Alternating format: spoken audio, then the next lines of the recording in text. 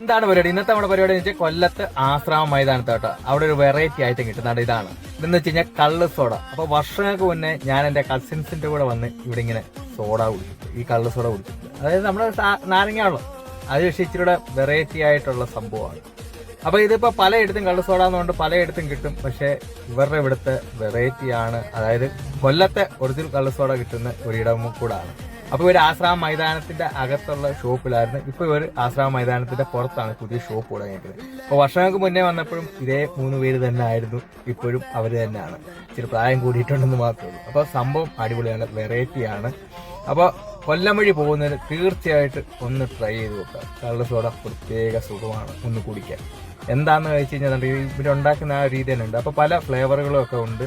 അപ്പൊ നമുക്ക് സാധാ വേണമെങ്കിൽ സാധാരണയായിട്ടും ഉണ്ട്. വേണ്ട സാധാ നാരങ്ങ വെള്ളം പോലെ കുടിക്കാം. രണ്ട് അമ്മയും കുടിക്കും. സംഭവം ഏതായാലും അടിപൊളിയാണ്.